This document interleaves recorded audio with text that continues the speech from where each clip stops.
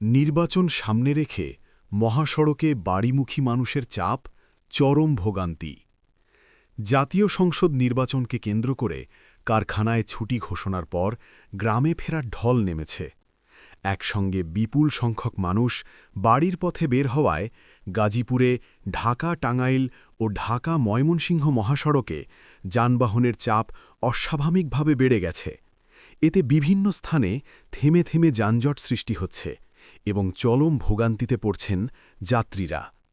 মঙ্গলবার সকালকেতেই গাজীপুরের চন্দ্রা, সফিপুর, মৌচাক ও কোনাবাড়ি এলাকায় দীর্ঘ সারিতে বাস, ট্রাক ও ব্যক্তিগত গাড়ি আটকে থাকতে দেখা যায়।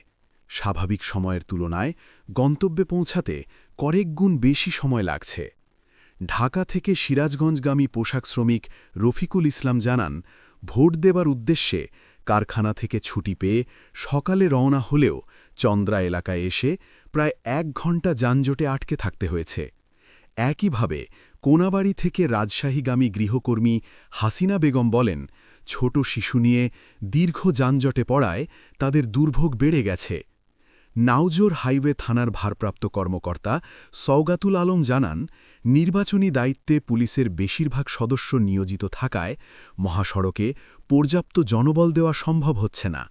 সীমিত সংখ্যক পুলিশ সদস্য দিয়ে যান চলাচল স্বাভাবিক রাখার চেষ্টা চলছে।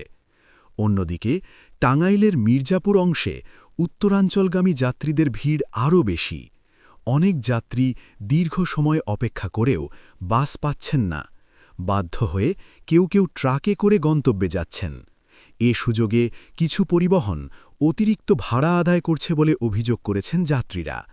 স্থানীয় সূত্রে জানা গেছে, কৃষিকাজে নিয়োজিত শ্রমিক ও শিল্পাঞ্চলে কর্মরত শ্রমিকরা নির্বাচনে ভোট দিতে গত সোমবার বিকেল থেকেই বাড়ি ফেরার যাত্রা শুরু করেন। এর ফলে ঢাকা-টাঙ্গাইল মহাসড়কে যাত্রী ও যানবাহনের চাপ কয়েক গুণ বেড়ে গেছে।